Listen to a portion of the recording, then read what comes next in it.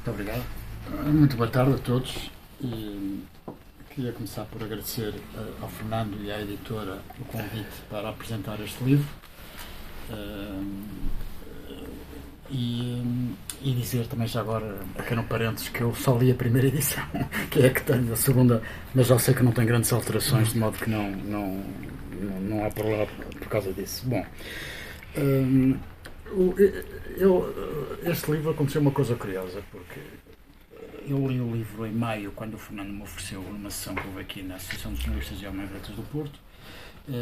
Tinha curiosidade, enfim, já tinha lido algumas partes da epopeia que eles tinham atravessado, que eles tinham realizado quando atravessaram a fronteira a salto em 70, nomeadamente em outras publicações que também têm extratos desse episódio, mas tinha curiosidade em ler o livro principal, e assim o fiz. E curiosamente, isto é já fruto da idade. Quando aqui há uns tempos falámos para eu apresentar o livro, eu já não me lembrava bem do conteúdo do livro.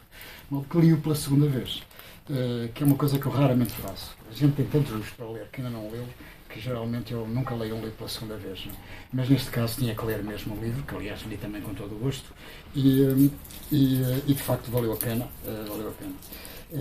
Bom, e já na primeira vez que eu tinha lido, havia uma coisa logo de início que me chamou a atenção, que era o facto de ele dizer que não bastava ter uma história interessante para contar.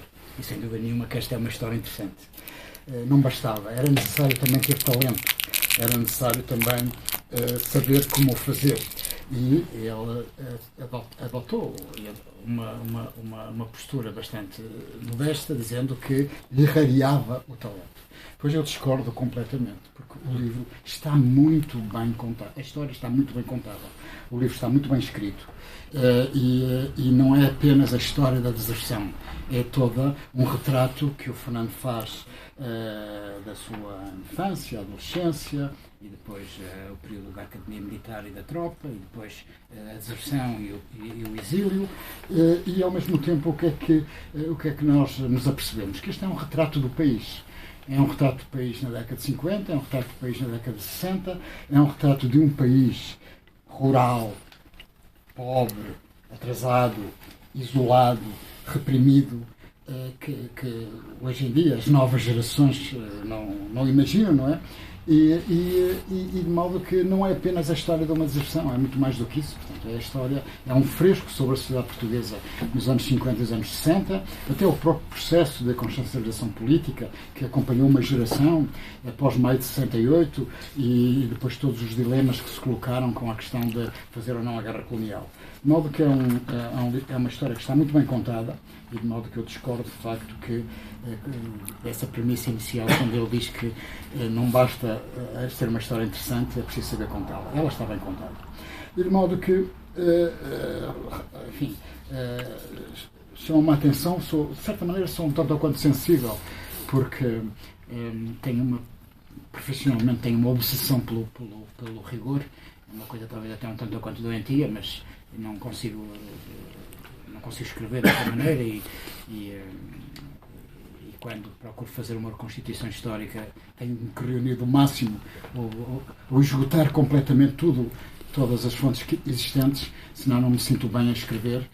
Não é para depois eventualmente poder ser desmentido, não é que em consciência não me sinto bem, portanto não me sinto seguro e a história não está inteiramente contada.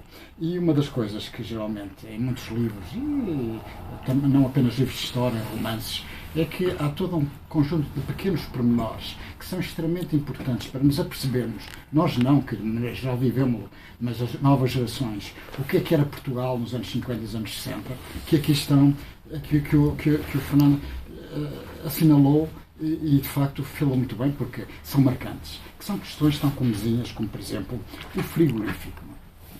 Quem é que tinha frigoríficos na década de 50? E o frigorífico que chega, não é? Aliás, chega até mais nos anos 60, quando os imigrantes que começam a ganhar algum dinheiro já têm possibilidade de, nas suas casas ou nas famílias que estão em Portugal, dotá-las de um frigorífico. Não é? A própria questão da eletricidade, que chegou a Fanhais em 1959. E eu recordo-me que pelo menos uma ou duas vezes, já a seguir ao 25 de Abril, houve noticiários que abriram, chegou a eletricidade a uma aldeia qualquer, perdida não sei onde. Portanto, isto são pequenas coisas que à partida podem parecer insignificantes e irrelevantes, mas de certa maneira mostram o que era este país, não é? E é com a questão dos cafés, não é? O café e estabelecimento, não é? Que antigamente o convívio era mais feito em tabernas do que provavelmente em cafés. Uma questão que essa não sabia, que é a máquina de tirar imperiais, os finos, não é? Quer dizer, e a própria máquina de café, não é? Que surge nesta altura, isso começa a generalizar muito rapidamente, e isto implica também uma alteração de hábitos, a criação de espaços de convívio, e de certa maneira é também um dos elementos que leva à transformação progressiva da sociedade portuguesa, que apesar de tudo, de toda a barreira que o regime colocava, não era impossível, portanto havia sempre coisas que chegavam e que se iam generalizando. De modo que o livro, obviamente, começa pela infância em Fanhais, que é próximo da Nazaré, e depois a vida académica, como estudante do liceu, na Figueira, na Leiria, e depois a entrada para a Academia Militar em 61, e depois um marco que eu penso que é importante, que é a entrada para o Instituto Superior Técnico em 65. 65 é um ano terrível para o movimento estudantil, porque no início desse ano, grande parte da organização estudantil do PCP foi toda presa por causa de um delator, e isso foi um golpe rude que levou a prisões e consequentemente à desorganização do movimento estudantil. Claro que se recompõe. Isso não está muito estudado, mas de uma maneira geral todos temos a ideia que se recompõe com alguma facilidade, e se começa a generalizar Lisboa, Porto, Coimbra, Porto. E de modo que estes primeiros capítulos do livro são a relatar-nos estes episódios e descrever este panorama em que o país vivia, e através da sua experiência pessoal, mas é um retrato bastante, como é que é dizer, explicativo, que uma pessoa fica de facto a perceber qual era a realidade do país durante este período. Bom, e de modo que já agora também eu concordo perfeitamente com o que disse em relação à falta de testemunhos deste tipo. Há poucas biografias, há poucos livros que retratem a questão da deserção, sem dúvida nenhuma. Conheço um, que é do Sérgio Palma Brito, mas é um pouco diferente. Aliás, tem duas edições, uma que só distribui em PDF e outra que foi mesmo editada. Não sei se foi editado por Blanco, ou foi? Não. E de modo que, quer dizer, há aqui uma pequena contradição, não é? Porque houve milhares e milhares de autores, e são poucos os testemunhos que existem. E felizmente que o Fernando tomou a obra, portanto, e nos proporcionou este relato, que também é um relato geracional, sem dúvida nenhuma, e que é muito importante para fixarmos a memória e os acontecimentos de todo esse período, esses 15, 20 anos antes do 25 de Abril, e mesmo um bocadinho depois, e de modo como testemunho histórico, como fonte também, é extremamente importante. Bom, como disse há bocadinho, a participação a frequência do Instituto Superior Técnico era uma das escolas mais politizadas do país, não era só de Lisboa, era do país, uma das escolas mais politizadas do país, e também uma escola que formava quadros para o movimento estudantil, formou M quadros para o movimento estudantil, e não só, não é? E depois, na viagem de finalistas que em 68 fazem à Europa, não é? Portanto, a Europa era uma coisa que nós sempre estivemos na Europa, não é? Mas a Europa era uma coisa que estava depois dos Pirineus, não é? É muito curioso, não é? Nós Eu não sei se agora as novas gerações ainda falam para a Europa desta maneira, mas nós ainda falávamos que temos que ir à Europa, não é? A Europa era algo que era estranho, não é? Nós não nos sentíamos europeus, porque tínhamos toda a Espanha para atravessar. Depois é que vinham os Pirineus e depois é que vinha a almejada Europa. E esse contacto com... Ele teve a sorte, uma coincidência, de presenciar manifestações ao vivo, era todo um alargamento de horizontes, não é? Por isso é que eu ainda vivi há alguns anos antes do 25 de Abril com alguma consciência política e lembro-me que nas férias o que a gente queria era ir à França, não é? Ou à Inglaterra, ou à Bélgica, não é? Que era não só para trazer umas publicações e uns livros, mas também era para alargar os horizontes, ver uns filmes, quer dizer, isso era um salto qualitativo em termos da formação de uma pessoa, poder ter o privilégio de ir ao exterior. E, de certa maneira, isso também, creio que não fujo à verdade, também aconteceu com o Fernando e com os colegas que vão fazer essa viagem de 1968. E depois, no ano seguinte,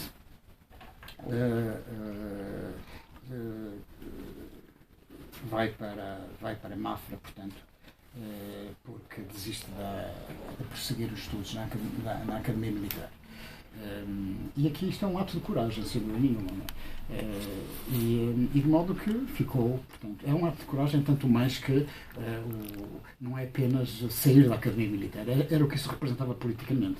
Aliás, no discurso que o Fernando refere do ministro Saviana Ribeiro, exatamente, ele refere precisamente isso. E os desertores eram da Academia Militar. É uma agravante, não é? De terem sido alunos da Academia Militar.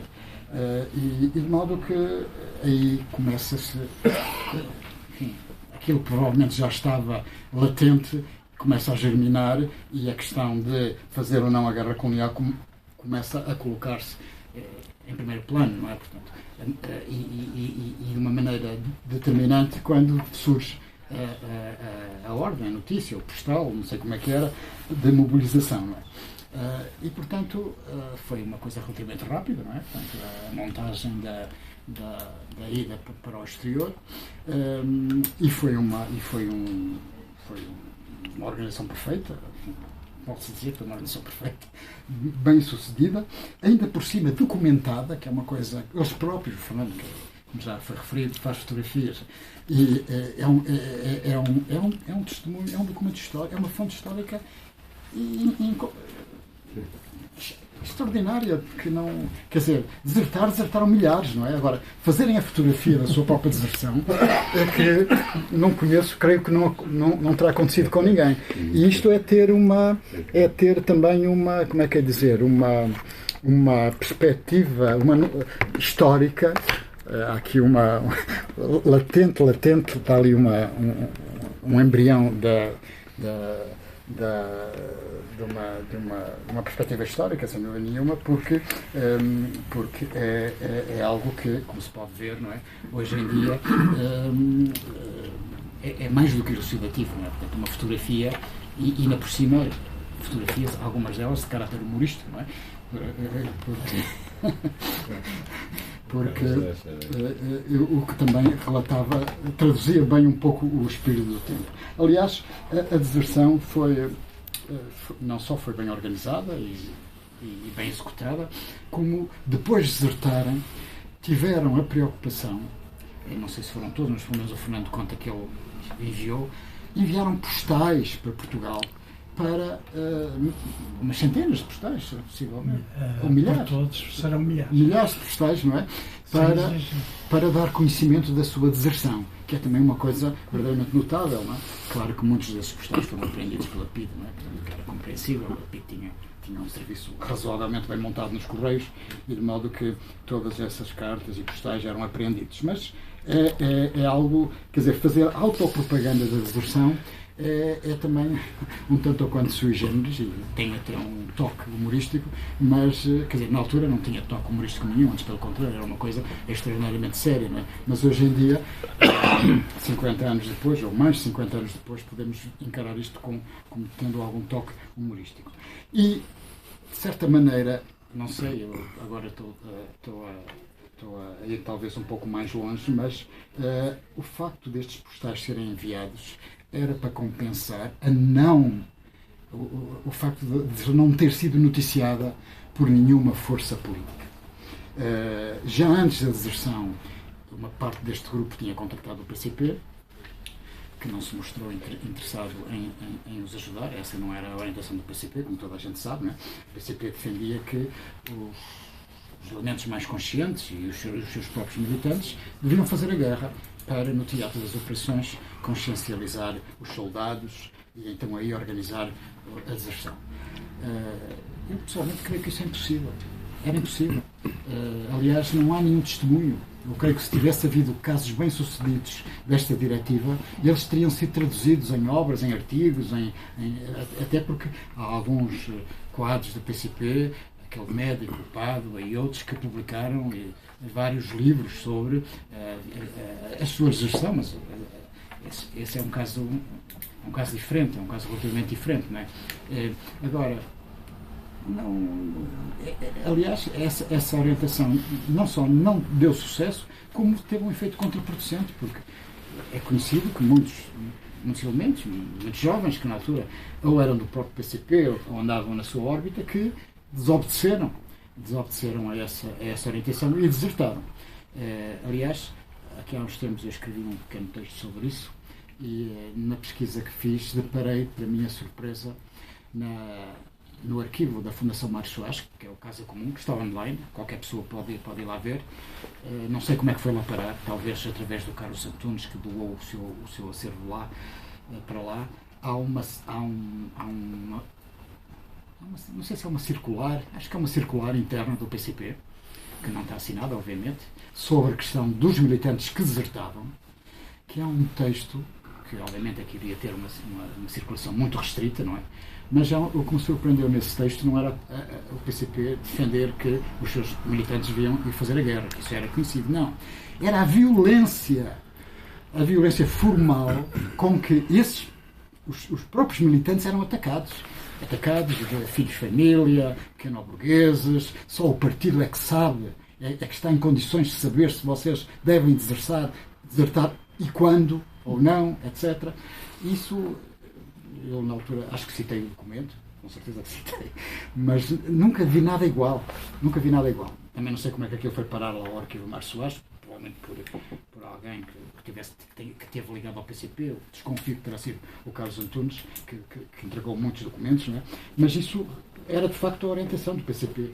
E em parte, quem vai beneficiar, em parte, desta postura são as organizações maoístas, que são os que nascem nesta altura, nomeadamente no interior, pós-eleições de 1969. Porque há aqui uma questão que a mim sempre...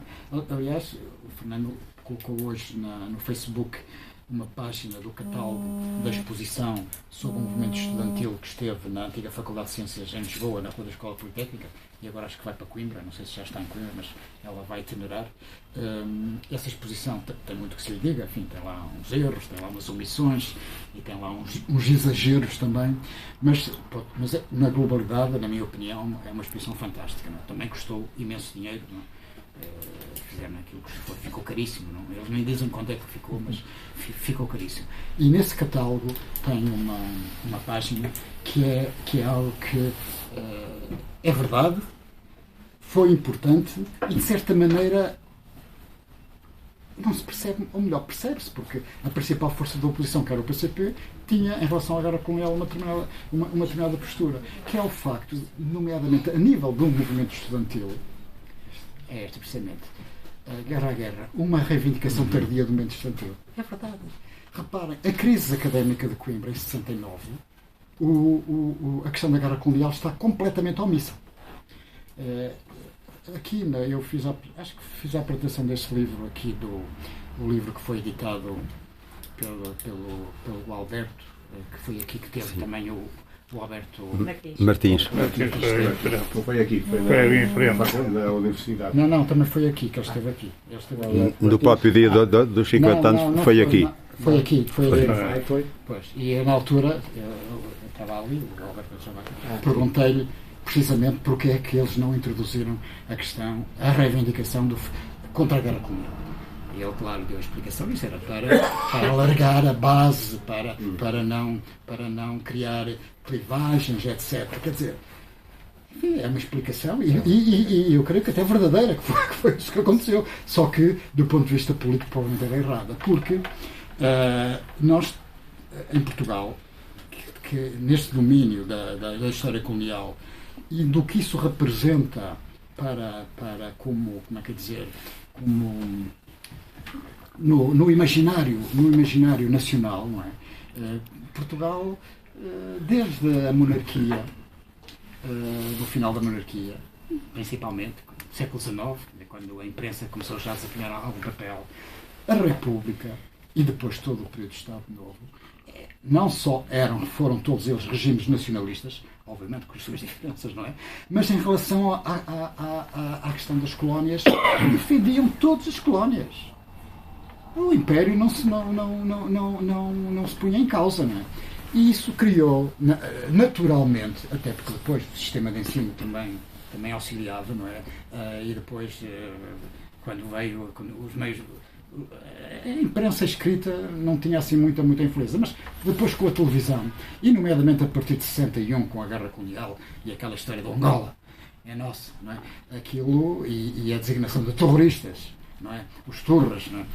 Claro que isso caiu fundo na população portuguesa. Não tínhamos ilusões. A maioria da população portuguesa assimilou completamente o discurso colonialista do regime. E uma das tarefas que a oposição devia ter metido mãos logo em 61, 62, 63 e que foi sintetizada num texto completamente esquecido, aliás, ele teve sempre esquecido, não é só hoje, do Martins Rodrigues, que se chamava Combater Chauvinismo Imperialista é a base de uma efetiva solidariedade com os povos das colónias. Ele, perspicazmente, pôs o dedo na ferida. Era isso que tinha que se fazer. Era fazer um combate ao chauvinismo que impregnava a população portuguesa. Eu lembro-me que quando fui à inspeção, só fui à inspeção mais tarde, mas andava no liceu, tinha 15 anos, isto foi em 69, 70, e lembro-me de ter passado por um grupo de jovens que eram de zonas rurais, via-se pela fisionomia, pela maneira como se vestiam. Naquela altura as pessoas as classes sociais ainda se distinguiam pela maneira como se vestiam, que estavam a comemorar o facto de terem sido apurados para todo o serviço. Estavam a comemorar aos altos berros, alegremente, na rua, que era também uma espécie de um rito de transição, não é? Era a demonstração da virilidade, passavam a homens, não é? Quer dizer, mas isto estava generalizado na sociedade portuguesa. E, claro, a oposição, uma parte da oposição, como era o caso do português, obviamente que o discurso era um discurso de defesa da pátria, não é? Talvez por isso eles depois não tenham feito a reunião com vocês ou publicado qualquer coisa lá na Ação Socialista, como chegaram a prometer. Não publicaram nada. Mas os socialistas nem os comunistas. Nem a extrema-esquerda. Nem a extrema-esquerda. Nem os maoístas. Eu já ia falar também. Nem os maoístas. O PCP também, pronto, não adotou essa orientação, não é? E claro, o chauvinismo existia, evidentemente, não é? E era natural, quer dizer, o que seria surpreendente é que houvesse pessoas com um grau, chamemos assim, das massas, com um grau de consciência anticolonial que os levasse naturalmente a recusar a participação na guerra ou a denunciar a guerra. Não, era ao contrário. Aquilo, os mecanismos de dominação, e nomeadamente depois a televisão, que tem um efeito tremendo, não é? Anestesiava completamente estas pessoas e fazia reproduzir o discurso, as paradas que se viam na televisão, não é? Até no Natal, quando eles entrevistavam, eu lembro que era miúdo de ver aquelas mensagens dos soldados, não é? Para as famílias, não é? Aquilo era uma coisa que interessava ao regime, obviamente. Aquilo era uma propaganda ao regime, estamos todos bem, aqui era uma maravilha, não é? Portanto, estava em África, enfim, de modo que há aqui na história da oposição portuguesa há aqui um problema, não é? Que é o facto de não ter assumido claramente uma posição anticolonial. É claro que o PCP assume-a, um tanto quanto tardiamente, no 5º Congresso, e aí claramente, não é? E até assumiu aqui e acolá antes. Não é? Ao mesmo, o PCP, na sua história, tinha posições contraditórias. Não é? Ou tinha posições em que ia atrás chamemos-lhe assim, desculpa-me o palavrão, da burguesia republicana, ou então tinha algumas atitudes mais claras em relação à questão das colónias. Não é? Bom, de modo que esta questão dos postais, e o Fernando confirma, foi também para responder à falta de divulgação da mais importante deserção que houve em Portugal durante o período da Guerra Colonial. Não tínhamos ilusões. Não é só por serem 10, é que eram também cadetes. É cadetes que se diz? Eu sou excluído em matéria. Cadetes durante 4 anos, vamos para o técnico, passamos a ser alferes, alunos, e quando vamos para milicianos, somos tenentes.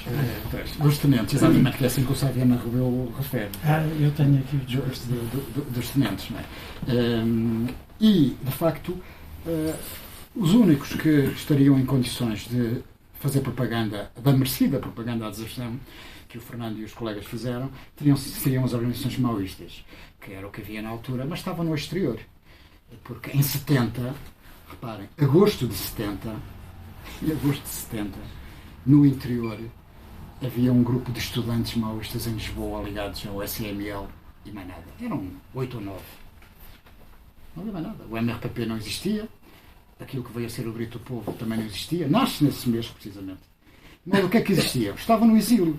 E no exílio havia 2 organizações mais ou menos estruturadas, chamamos assim. O CMLP e o Comunista. O CMLP, curiosamente, durante estavam vocês a desertar, estavam eles a fazer o congresso, o chamado 5º Congresso Reconstitutivo. Estavam todos mobilizados para o congresso. Isto não é bem desculpa, não é? Porque depois do Congresso podiam ter noticiado, não é? Mas nessa ocasião, de facto, estava a realizar-se o Congresso. O Comunista, surpreendentemente, porque se havia coisa que o Comunista fez bem feito no exterior, foi a postura anticolonial, nomeadamente, como já irei falar. Eu não sei se me estou a alongar muito. Não sei. Então eu vou já terminar. Eu estou a gostar também. O Comunista que vai desempenhar talvez o mais importante papel que alguém na oposição, força política na oposição, tomou, que foi a criação dos comitês desertores, surpreendentemente não noticiou. Não noticiou. Mais tarde publica uma notícia, não é? Não, só uma notícia. Mas é já fora da época, não é? De modo que fizeram muito bem em fazer autopropaganda à deserção. Felizmente, a historiografia já recuperou, não apenas com o livro que o Fernando publicou, mas já anteriormente, naquela obra que é sobre o período do século Salazar, não é? Portanto, sim, os anos do século. Os anos do século, portanto, vem aí um texto. Volumes, exatamente. Vem aí um texto da Raquel Varela, que, digamos, exatamente. É o pontapé de saída. Exatamente. Se bem que eu próprio nunca larguei o osso. Pois sim, mas em termos para o público em geral, creio que esse é o primeiro texto que... Sim, para o público em geral. Que aparece. O resto foram iniciativas minhas pessoais. E de modo que é extremamente importante, não é? Claro que a oposição portuguesa não noticiou, mas os movimentos de libertação, nomeadamente o PAIGC, como o Fernando mostra, obviamente não só os felicitou, como lhes deu a primeira página no boletim que eles editavam, em francês, e de modo assim também se soube como o que é que de facto aconteceu. Mas de facto há aqui uma oportunidade perdida, não é? Porque esta não foi uma deserção qualquer. A BBC, exatamente. A BBC em português publica exatamente, uma entrevista com o Fernando Paes Mendes. É verdade. E é uma entrevista que é ouvida em Portugal. Exatamente, sim. Em português. Claro. E também as conferências de imprensa que vocês faziam em Estocolmo também. Claro, até que vem o ministro mostra a toda a gente que há aquela deserção. Mesmo assim ela continua a ser ignorada. No dia 7 de janeiro de 1971, 7 dias depois do discurso do Saviana Rebelo, o Le Monde tem uma notícia em que destaca exatamente o parágrafo em que o ministro está no livro. Eu não sei se ainda está neste livro. O discurso do ministro Saviana Rebelo, portanto, que é no final do ano de 70. Dia 31 de dezembro de 70. Exato. É extremamente elucidativo, não é? Esta doeu ao regime, não é? Portanto, claro que as deserções, de maneira geral, também doíam, não é? É um caso que está por estudar, porque não se tem acesso aos processos dos desertores no Arquivo Histórico Militar, ainda não estão disponíveis, não é? E provavelmente já não é para o nosso tempo que eles virão a estar disponíveis, o que é uma pena, não é? Porque fazer um balanço de todo este movimento de deserções individuais, em que contexto, ver quais eram as origens sociais dos desertores, como é que desertaram, se desertaram com armas ou sem armas, se foram eventualmente presos depois, porque alguns eram presos em Espanha e eram recambiados, não é? Quer dizer, tudo isso neste momento não se pode ainda fazer, seria interessante, não é? Porque é um movimento, porque ao longo, desde 61 até 74, em todos os anos houve deserções. O Exército, creio que foi o Exército, o Ministério do Exército publicou aqui há uns anos uns livros que se chamam Resenhas dos Acontecimentos Militares durante a Guerra da África. Escolhem o termo Guerra da África, que é assim mais neutro, não é? E tem lá um quadro, que é um quadro surpreendente, com números substanciais, na ordem das centenas, logo em 61. Logo em 68. O único ano em que eles não têm dados, surpreendentemente, o que não quer dizer que não tivessem existido, porque existiram seguramente, é 1968. Foram todos ver o mais 68 a França, de modo que não fizeram brincar. Mas o movimento de deserção, agora, deserções deste tipo, deserções coletivas com oficiais, não é? Que ainda por cima fazem propaganda e noticiam, enfim, é evidente que o regime se ressentiu. Bom, e para acelerar, pronto, enfim, escolhem, o Fernando foi do grupo que foi para a Suécia, não é? A Suécia oferecia algumas condições, não é, para os exilados políticos, não é? Até acho que vão para a Bélgica, acabou de chegar o Albino Costa, era do nosso grupo, mas desertou um mês depois, esteve na Bélgica. Sim, claro. E na Bélgica também havia, mas na Suécia, Fernando envolveu-se não sei se, acho que foi fundador do Comitê dos Desertores. Quer dizer, não é aquela coisa de que há fundador. Claro, começamos a conversar e vi os tipos estavam a ser expulsos e esgotávamos e não sei o quê. Mas tantas temos um comitê, como a gente lhe chama. Claro, era assim que as coisas. Claro, as coisas não tinham essa formalidade. Não tinham essa formalidade. Exatamente. E este comitê, esta rede de foi muito importante a rede de comitês. Exatamente, era o que eu ia dizer. Principalmente a da Suécia. Na Suécia, no Sul, na Dinamarca, na Holanda, na Bélgica, em França, que eram os países onde havia, creio eu. Sim, que em Inglaterra não havia. Havia qualquer coisa, mas não organizados como comitês. Não formal. Estes comitês tiveram uma importância política enorme, não é? Para receber os jovens que desertavam e tratar-lhes a sua legalização, arranjar-lhes emprego, ou seja, muitos deles nunca tinham saído de Portugal, não é? Pela primeira vez, e de modo que e depois a atividade política que desenvolviam, de esclarecimento, e o incentivo à deserção. E o incentivo à deserção, exatamente. Isso é que era importantíssimo. Claro. Há testemunhos no livro Exílios 1 e Exílios 2 em que as pessoas escreveram, pessoas que até escrevem mal o português, mas fizeram testemunhos e dizem, quer dizer, quando nós soubemos que havia um comitê de deserção. Exatamente, não, porque em Portugal a organização a que o Fernando estava ligado distribuía nos quartéis uns autocolantes com os endereços. Exato, com os endereços. Nas faculdades. E o Manifesto dos Soldados foi nas faculdades também. também. Com os contactos todos, de modo que isso era precioso para quem tencionava desertar. E estes comitês desertores, esta rede de comitês desertores, que foi a mais. Outras organizações, como o PCP-ML, também tiveram um ou dois comitês desertores, inclusive na Suécia, creio eu. Mas não tiveram o impacto que teve, nem a atividade sequer que tiveram este conjunto de comitês desertores. Todos eles tinham imprensa própria na língua do país e também em português, obviamente, não é? E de modo que os comitês sectores tiveram uma atividade, mesmo até um pouco depois do 25 de Abril, não é? Portanto, foi um movimento importante que não é muito falado, mas que teve uma importância política enorme, não é?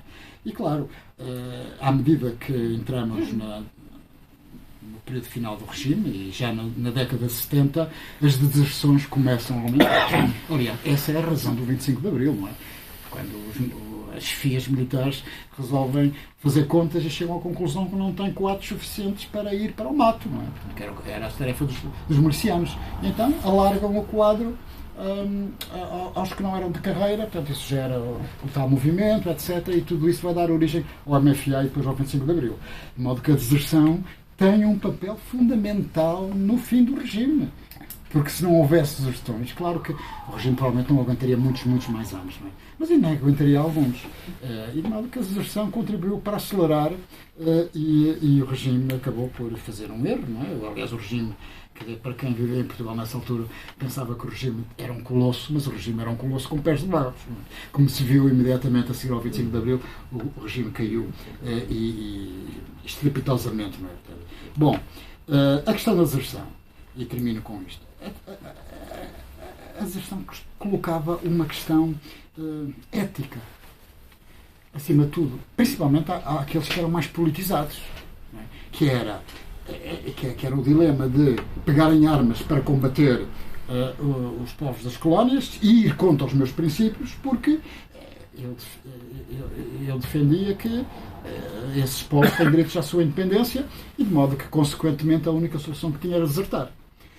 O que não era fácil, porque lá está, Portugal era um país isolado, efetivamente, isolado e cercado. Quer dizer, as fronteiras, não se podia ir pelas fronteiras, a não ser excepcionalmente, não é? Tinha que ser assalto, não é? Tinha que se arranjar um passador e depois havia todo o território espanhol para percorrer e depois havia a fronteira de Espanha com França, não é? Como o Fernando também conta, não é? De modo que era um dilema, era uma questão ética e de modo que para, pelo menos aqueles que tinham maior consciência política, estes jovens que desertaram, não era possível fazer a guerra, não é? Era moralmente insustentável, não é? Pegarem armas porque era ir contra os seus próprios princípios, contra aquilo que se defendia, não é? E os próprios movimentos de libertação também apelavam à deserção, não é? A Frelimo, eu lembro perfeitamente, publicou em 73 uma carta aos soldados portugueses, não é? Que foi muito difundida, aconselhando-os a desertar, não é? E, claro, quem obviamente não via bem a questão da deserção eram os setores ligados ao regime, não é? Que usavam toda a parafernália nacionalista para tentar inibir os jovens de tomar esta decisão, acusando-os inclusive de traição, não é? E de cobardia, não é? Eu acho que é precisamente o contrário, não é? Porque desertar era um ato de coragem. Era um ato de coragem porque não só envolvia riscos pessoais, como cortavam-se projetos de vida. Obviamente, não é? Os jovens eram apanhados aos 18, 20 anos, portanto, para fazer a guerra, para serem incorporados, não é? E só depois é que poderiam casar. Ao fim, alguns casavam antes, não é? Mas, enfim, havia sempre essa questão se casava ou não se casava, e a questão do emprego. Havia muitas empresas que só davam emprego a quem já tivesse o serviço militar cumprido, não é? E, portanto, sair do país era cortar com tudo isto, cortar com a família, cortar com os amigos, não saber quando é que se podia regressar, obviamente, não é? Não sabia quando é que podia-se ficar. O regime já durava há tanto tempo e aquelas pessoas talvez mais despolitizadas pensavam que o regime iria durar para sempre, não é? E, portanto, desertar era, pelo contrário, uma manifestação, uma demonstração de coragem e uma demonstração de coerência. Porque, efetivamente, se eu tenho uma determinada postura política, tenho que agir em conformidade. E de modo que, só para terminar, enfim, agradeço pessoalmente eu também se me colocava o problema, porque eu não tinha ainda idade para fazer. Apanhei o 25 de Abril, fiquei a nível tropa, não, depois mais tarde fiz a tropa, mas como fui selecionado por computador, que devia ser aqueles computadores que ocupavam estas salas todas, mandaram-me para os fuzileiros navais com óculos, não é?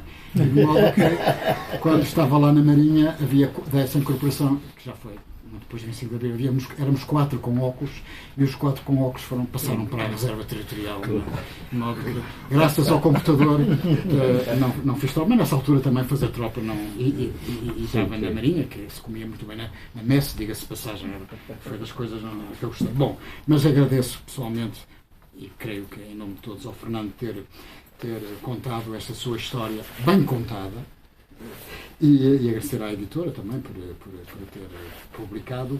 E já agora, termino com isto, este livro merecia ir para o Plano Nacional de Leitura. Parece que há aí um Plano Nacional de Leitura, não é? Por que não? Por que não? Era uma maneira dos jovens... Já lá está. Já lá está? Já. A noite mais longa de todas as noites já pertence ao sim, Plano Nacional de Leitura. Mas não sei se este está. Não fui ver também, estou a falar de cor. Este não sei. O Valema Patos Se estivesse o autor era contactado. Sim, não deve estar. Não, eu não sei. Mas era uma sugestão que eu fazia. Muito obrigado pela atenção e peço desculpa porque falei demais.